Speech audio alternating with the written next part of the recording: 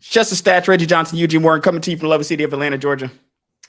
And Eugene, it was a subject I hate to talk about here, only because there are some players. We're going to talk about a few players here, and welcome to our YouTube channel for those who are watching on YouTube, TikTok, wherever you may be watching or listening on our podcast here. Stitcher, iHeartRadio, Google Podcasts, Apple Podcasts, wherever you may be listening. Thank you for doing so. And this subject pains me here because it got my guy KD front and center. For those who can't see, and we'll go through some of these stats for our podcast audience. But KD front and center here, man, and he's one of my favorite players. So I really hate to do this, but I have to do it because I think it's becoming a question when you see how much is being traded for players, and when you're looking at the results. Right? Ultimately, it's a result-based business, Eugene. Right?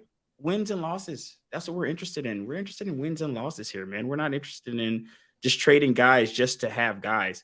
So we're going to talk about how much is too much for an NBA superstar. And then we're going to be started with the Kevin Durant one.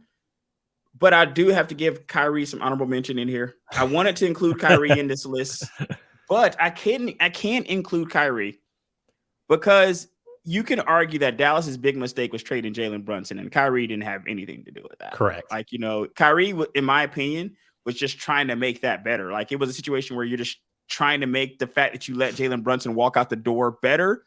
You end up having to get a Kyrie. So maybe they reach, and their record was, I think, worse when they got him. Mm-hmm. Yeah, after they got him. But at the same time, can you say that's Kyrie's fault? He averaged 27, 28 a game. I mean, I can't say it's his fault. So we'll leave Kyrie out of it for now. We'll go to just talking about KD in specifics here. Because, at the time, I remember thinking it was a haul, man. I was like, man, this is a haul for a player. Yeah. But at the same time, you're looking at a player that is a first ballot Hall of Famer, right? We got a first ballot Hall of Famer player with this guy. So what else are they going to trade for him? I mean, or what else can you get for a player that is a Hall of Fame player that has also got years left on his contract, right? So what else will that fetch? Well, we have the stats up here. Let's go full screen. Let's go full screen here for our YouTube audience here. And we'll talk through this for our podcast audience. So Kevin Durant, when he was traded to the Suns, they received KD and TJ Warren. TJ Warren's a serviceable player, right? I mean, yeah, he's not bad. Not bad. Serviceable guy. The Nets got back Mikal Bridges, Cam Johnson, who just signed a $100 million contract, by the way. Yep. Juan Pablo Valet. I'm pretty sure I just butchered his name. I'm not sure who that guy is. I think you nailed it, actually. I think you got it. Oh, thank you. I appreciate that. 2023 first round pick from Phoenix, 2025 first round pick from Phoenix, 2027 first round pick from Phoenix, 2028 first round pick swap from Phoenix, a 2028 second round pick from Milwaukee, a 2029 first round pick from Phoenix, and a 2029 second round pick from Milwaukee. I think they also sent Jay Crowder to Milwaukee in this same trade as well. So they were able to get some more stuff done there. So let's count that up real quick, right? And I am going to count TJ Warren, but this is basically a Kevin Durant trade. Yeah. Right? So we're at 1, 2, 3, 4, 5, 6, 7, 8, 9, 10 players, right? Because you got a first round pick swap, so maybe 9 players. 1, 2, 3, 4, 5, 6, 7. Yeah, 9 players because you got a pick swap in there. So they're not exactly giving that up all the way, but here we are, though. We're at 9 players for Kevin Durant. Now, we'll go pros and cons here. Okay? The pros is you got Kevin Durant, first ballot Hall of Famer, right? Give you top 30 in his sleep. Top 75 guy. So it's and you know what? It's funny about this trade because hindsight is 2020, and I didn't like the fact that I told you Mikal Bridges. And he would have had to be included in this, by the way. There's nothing Phoenix could have done. I'm pretty sure they would have kept him. Mikal Bridges, I told you the fact that how much he played for or how much he played. He played a lot. And it was interesting to see him be traded and the Suns get worse from a bench standpoint, from a secondary standpoint, right? Right. Because Mhm. you thought that's what you thought. I never looked at Mikal Bridges as being one of the big three. If you were going to say the big three was Aiden or Booker, CP3, and Aiden, if you want to include Aiden in the big three, the big 2.5, I should say. Yeah. But I didn't think Mikal was a part of that, but Mikal and Cam were definitely a part of the bench, right? Which you saw a Yes. glaring hole in this year's finals. What's your thoughts on that? Yeah, and then you saw what he did in Brooklyn this year. So he became a legit, a star, right, in Brooklyn. So yeah, and we've talked ad nauseum about the Cam Johnson. That's one we are like, we're just scratching our head. I mean, why do I have to include Cam Johnson with all those other picks? And look at those pick swaps could come to haunt them down the road, because they can't, because of what happens, because their ability has been all three of their guys is that they're stars, right? Him, Right. Durant, Beal have all. Sorry, Booker and Beal have all had health issues the last couple of years, so especially Durant these last 2 years. So yeah, it's and they did pick up a lot of free agents, but they didn't really help themselves on defensive side of the ball. Now, we know this. We know teams that have their lineups have their roster set in now can change in February. We know that, but right out of the gate, they got a bunch of 3-point shooters, so they just don't have a lot of defensive players, and they're going to rely on Durant to be that defensive guy. And that's a lot to ask. It is, because it's not his MO, man. No, That's not no, what he has been. It's a lot, and look at where he's at in his career. I'm already a Hall of Famer, bro. I've already got chips. got 2 chips. I'm not Yeah. changing, right? Right, Like right, I right. can be coached up. It's the difference between being coached up and changing somebody's game totally, right? So I don't ever get the impression that he doesn't want to be coached up. I think a lot of the better players don't mind being coached hard because they're better. They have natural talent. They Yeah, can be coached harder than a lot of these other guys who don't have that natural talent to pull from. And I'm also going to bring up the fact that their record for the podcast audience here. Suns 2022 record before Durant 64-18. Suns 2023 record 45-37. Now, in Kevin Durant's defense, he came at the end of the season. This record right. probably would have been much better if he got there much earlier. But Mhm. how do we know? I mean, I guess that Yeah, depth really counted, right? It's something that really they sorely missed when they were in the playoffs, when they're making that playoff run. But yeah, they were great with him when he got there. I think they were like 8-0 or something like that. He played very few games with them, but they were winning all the games he played. yeah, So this yeah. is, I mean, who knows how this trade really really turns out. But I will say that when you are looking around and trying to make a trade for your team, you have to worry, at least be concerned about how much it guts your team Yeah, to yeah, try to get that player, and to right. see if ultimately, if it does not lead to more wins than you had previously, is it a good trade? I will let the audience, I'm not going to make my mind up for the audience here. We'll let the audience decide if this is a trade they feel is worth it or not. But at the same time, I think it's a trade that most NBA teams would have made. Now, to a trade I don't think most NBA teams would have made. This is Rudy Gobert. Now, Rudy Gobert, they got a haul. Shout out to Yes, Danny Ainge, man. Danny Danny Ainge is Ainge, man, doing it again, man. Always doing it, right? Like, and that's shout out to Danny here. Now, when you're looking at what they got, and this is quite a haul. The Jazz, so Timberwolves received Rudy Gobert. Jazz received Malik Beasley, Patrick Beverly, Leandro Bolmaro, I don't know, Bolmaro, Walker Kessler, who turned out to be a pretty good player. I think that was like their pick. I want to say maybe that was the Timberwolves pick that year. I'm not sure, but he's turned out to be a guy though. Jared Vanderbilt, who I think is in LA right now. Yeah, he's in LA. And Malik's also there, right? Malik Beasley was there anyway. I'm not sure if he's on a different team now. Yeah. 2023 first round, 2025 first round, 2026 pick swap, 2027 first round, 2029 first round. So let's look at that. 1, 2, 3, 4, 5, 6, 7, 8, 9 players for Rudy Gobert. Didn't we just say that for Kevin Durant? You can't say the same thing for those two guys, right? If I say the amount of players that was traded for Kevin Durant and the amount of players that was traded for Rudy Gobert, there should be some distance there of like at least 2 to 3 players, right? Maybe 5, 6 players for Rudy, maybe 5, 6 players. I don't think that's wrong. Is anything wrong with that? 2022 record for the Timberwolves, 46-36. Their current record with your boy Gobert, 42-40. Wow. What do you think about this trade here? Well, I then I had to look because I had to look up the contract. So just to throw it out there, so he's going to make 41 next year, 43 2024, and he's got a player option in 25 for 46. I'm calling it now. He's going to pick that up. So He's there going you go. to pick up that option. He's Yes, going to pick up the option, right? Yes. Yes. Yeah, and now it's a thing. It's the new owner symptom, right? It's the same thing with Phoenix, right? It's the new owner coming in and wants to make a splash. Same thing with the Timberwolves. Had a new ownership. They want to come and make a splash. I like Gobert. It's just the defensive metrics numbers have been been fading the last 2 years, and it's not like it's a secret. Like you can legit look up the numbers, and they have been just falling, and now you're stuck with, okay, you can't really trade them because you're not going to get back this. So now you got to look at Cat. Is Cat, you're going to trade Cat? Because his numbers are, going to kick in soon. So I don't think so, man. I think they're going to run it with Gobert, Edwards, and Cat. I think that's what they want to run it with that team.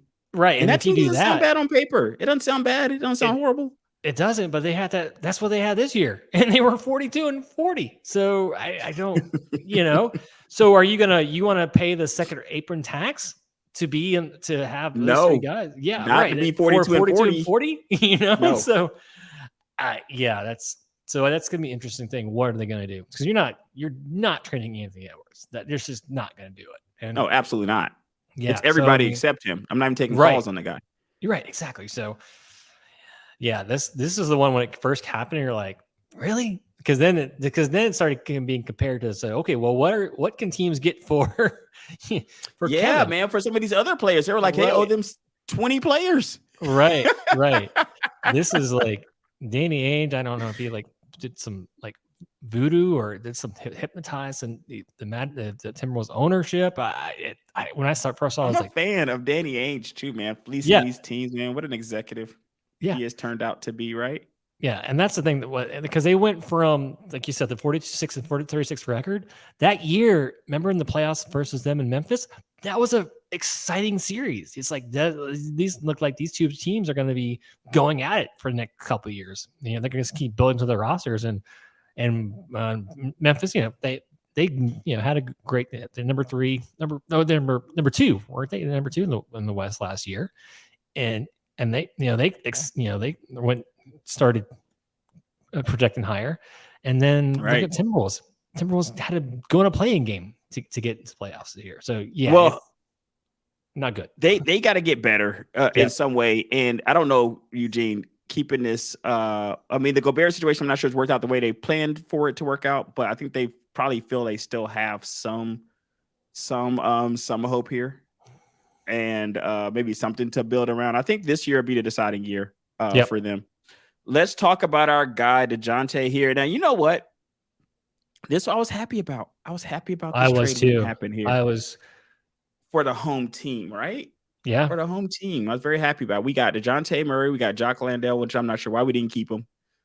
He's a serviceable guy. He just got 8 years, a $32 million 4-year, I want to say, from Houston just now. I think Landale ended up playing with the Suns last year. Yeah. So I'm not sure why we didn't keep him around, but we didn't keep him. Spurs received Danilo Gallinari. Is he still there? Is Gallinari still with the Spurs? No, Gallinari went to Boston. Okay, so they got Gallinari, 2023 first round pick, 2025 first round pick, a 2026 pick swap, and a 2027 first round pick. Now, that's 1, 2, 3 first rounders. Mm-hmm. Okay. I guess kind of going right to a certain degree, but here's the bad part. The record. Hawks 2022 record, 43-39. Yeah. Hawks record with DeJounte, 41-41. Ultimately, when you are making these trades, you want your team to be better. You want better results, right? Ultimately, that's what you want. You want better results. You want your team to be better. Yes. And that's not exactly what we are getting here currently. Now, and this is kind of current news here. as far as it happening literally in the last, I think, few days here. We are going to re-sign him, which would have been a disaster if we weren't. By the Yeah, way, no, if you give up those picks, you got to resign him. gotta resign the guy, especially in this the day and age of being able to sign and trade. Right, sign and trade seems like the way to go, man.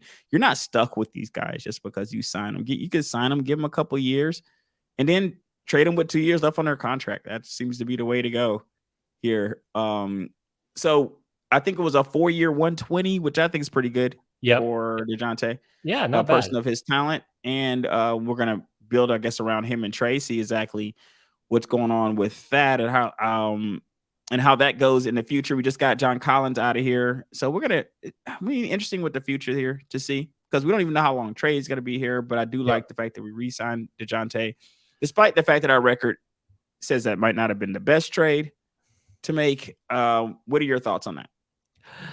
Yeah, I like the deal. I'm glad they were able to. I mean, I'm glad we didn't have to like give them the boat, give up the boat to re-sign them. So 4 years, 120. I mean, I'm okay with that number.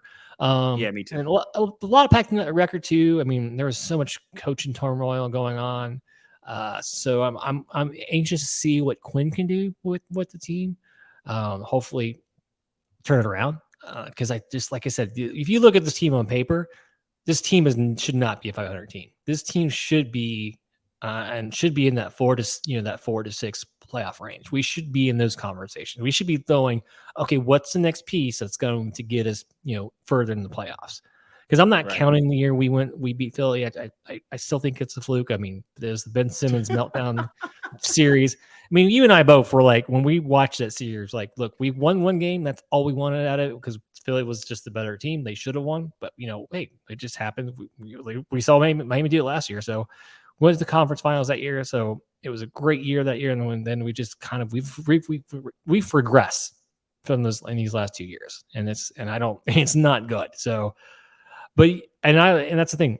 The time DeJounte's been in the games with himself, like, there's much more ball movement, and I did see more of that when Trey towards the end of the year. Sometimes he'd have some games, but he still kind of checks out on some plays. So I'm hoping that Quinn can right the ship with both these guys, because there's just too much talent on this roster to be a 500 team.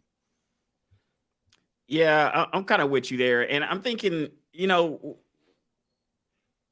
we give it another year. Let's give it another year. Yeah. Yes. Give it another year before we do the whole blow it up thing, because I have a lot of people who are like, man, let's just blow it up and get rid of Trey. And once we got rid of Trey, it's over. Like, it's blow up time, and that's now. Do we build around DeJounte? I mean, he's a pretty good player, I guess. I mean, I'm not sure exactly where you would go from there, but I would imagine you give this another year, maybe even another 2 years. Kind of how Dallas, the years that Kyrie has coincide with the years left on Luka's contract. Like, so they gave Kyrie 3 years, and then Luka's got about 3 years on his contract. Yes. So they're kind of if we're gonna blow this thing up and we blown up together type of situation. And I feel the same way about DeJounte and Trey here. Like, maybe if it does get blown up, it gets blown up together.